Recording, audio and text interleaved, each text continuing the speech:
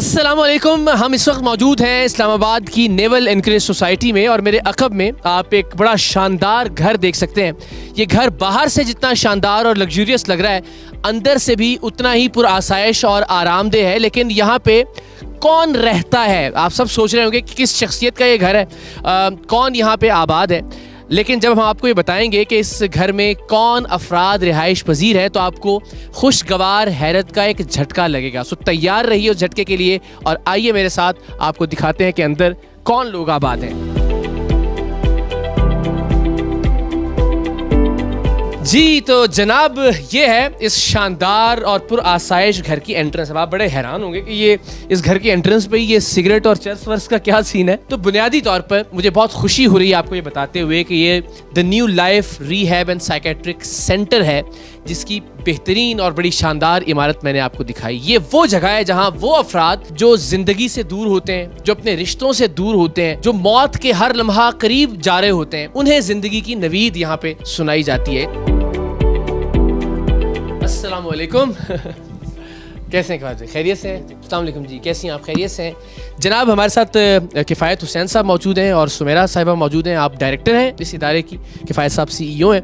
तो ज़रा हम बैठते हैं, इससे गपशप लगाते हैं और फिर इनके साथ एक टूर आपको इस शानदार इदारे का इंशाल्लाह देते हैं। किफ़ायत भाई, ये बताइए कि ये ख्याल क्यों आया? यानी इससे पहले आपके पेशे की वाबस्तगी कुछ इसी तरह के मामलात से थी या कुछ और चीज़ थी जिसने मोटिवेट किया कि आपको इन लोगों के लिए कुछ करना चाहिए ज़िंदगी में? पूरी दुनिया में जो नौजवान नस्ल जो तबाह हो रहा है और अपनी साथ अपने प्यारों की जो ज़िंदगी तबाह कर रहा है, इसको देखते हुए, क्योंकि एक बंदा पूरे घर में होता है और जिसकी वजह से पूरा घर जलता है, तो इसलिए हमने ये इनिशिएटिव उठाया है। हमारी PWD ब्रांच और हमारी ये नेवल एनकरेज ब्रांच, दोनों में अल्हम्दुलिल्लाह तकरीबन 10 साल से हम यहाँ पे काम कर रहे हैं।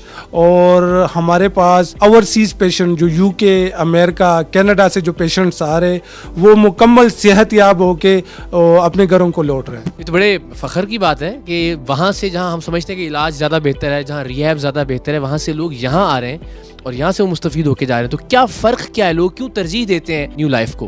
बेसिकली हमारे पास तकरीबन लास्ट 10 ईयर से जितने भी ओवरसीज़ पेशेंट्स आते हैं, जैसे कि UK, अमेरिका, कनाडा, ये वो मुल्क में बता रहा हूँ जहाँ पे आपको पता है कि बहुत बेहतर इलाज होता है। लेकिन चूँकि यहाँ पे हमारे पास जो इलाज है उसके साथ साथ जो दीनी तालीमात है वो बहुत ज़रूरी है। अक्सर पेशेंट्स यहाँ पे जब आते हैं, उनको सुबह के टाइम पे जब हम सूरह रहमान और सूरह 5 वक्त की नमाज़ पढ़वाते हैं तो वो एक अच्छा फील करते हैं और ख़ुद ही रिकमेंड करते हैं जो पेशेंट डिस्चार्ज होके जाते हैं कि आपने न्यू लाइफ में जाके ही ट्रीटमेंट करवानी है। और ज़्यादातर पेशेंट हमारे रेफरेंस से ही आते हैं। आपको भी ज़रा ज़हमत देते हैं जी। मुझे बताइए कि नॉर्मली कितना वक्त लगता है ऑन एन एवरेज? अगर हम बात करें तो वैसे तो ज़ाहिर हर नशे के लिए कुछ अलग वक्त दरकार होगा, लेकिन आम तौर पे ऑन एन एवरेज कितनी देर में हम ये समझ सकते हैं कि एक नशे की लत में मुब्तला शख्स वापस ज़िंदगी की तरफ लौट सकता है? पहले तो ये कि वक्त की जो आपने क्वेश्चन किया है कि डिफरेंट प्रॉब्लम के साथ लोग आते हैं तो टाइम भी डिफरेंट लगता है। पहला जो स्टेप होता है वो डिटॉक्सिफिकेशन का होता है और वो भी लाइक 1 मंथ तक, 15 डेज़, 21 डेज़, डिपेंड करता है कि ड्रग्स कौन से ले रहे हैं। देन उनकी रिहेबिलिटेशन स्टार्ट हो जाती है। तो उसमें यह कि 90 डेज़ में पेशेंट जो है वो रिकवर हो जाते हैं, उनकी अच्छी रिकवरी हो जाती है।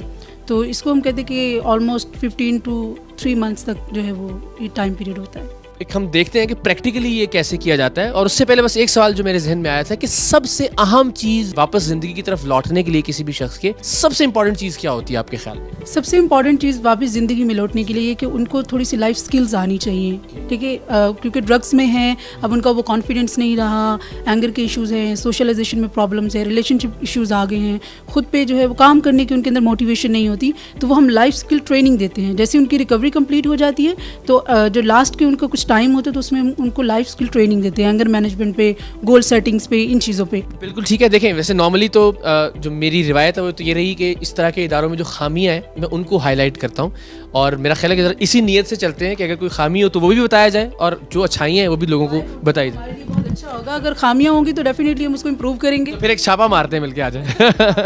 आइए। अच्छा जी, वाह वाह वाह। तो ये आप लोगों के खाने पीने के लिए है इस जगह? नहीं, ये पेशेंट्स के लिए यहाँ पे जो ब्रेकफास्ट लंच वाक़ईतन जी बिल्कुल ये पेशेंट्स के लिए है। और अगर कोई पेशेंट यहाँ पे आते हैं तो वो ये चेक भी कर सकते हैं कि ये उन्हीं के लिए है, ये नहीं कि ये फैमिली के लिए, पेशेंट्स के लिए। बड़ी खुशगवार हैरत हो रही है मुझे माशाल्लाह। ये डाइनिंग एरिया है और ये उसके साथ जो है सिटिंग एरिया भी। तो ये क्या कमाल बात है कि हम नॉर्मली ये तसव्वुर करते हैं कि वो लोग जो नशे में मुब्तला हैं तो वो तो ऐसी ट्रीटमेंट के मुस्तहिक नहीं है, उनको तो बस बहुत सख्ती के साथ और बहुत ही गंदे से माहौल में और उस तरह से ट्रीट किया जाए। लेकिन यहाँ तो अच्छा भला आदमी ठीक हो जाए माशाल्लाह। नहीं, डेफिनेटली उनको तो ज़्यादा मोहब्बत की ज़रूरत है, उनको तो पहले ही सोसाइटी में वो रिस्पेक्ट नहीं मिल रही होती। और ड्रग्स का ट्रीटमेंट जो होता है ये नशे की बीमारी का, वो इट्सल्फ बहुत टफ ट्रीटमेंट होता है। तो अगर आप इस तरह का इन्वायरमेंट उन्हें नहीं देंगे तो वो कैसे ट्रीटमेंट में इन रहेंगे, तो सस्टेनेबिलिटी नहीं रहेगी। तो इस वजह से इस तरह का माहौल प्रोवाइड करना ज़रूरी। नॉर्मली हमने जिस तरह के रिहैब सेंटर्स देखे बदकिस्मती से उनसे बिल्कुल मुख्तलिफ। सो आगे चल के देखते हैं कि क्या ये हैरत बरकरार रहती है या नहीं। आइए। अच्छा जी, तो ये हमने डाइनिंग एरिया देखा। मुझे बड़ी खुशी हुई कि फ़ायद साहब ने, सुमैरा साहिबा ने जिस तरह से कहा था वो इनिशियली तो ऐसा ही साबित हुआ। तो ज़रा बेडरूम्स और बाकी जगह भी देखते हैं जो जहाँ पे लोग रहते हैं एक्चुअल।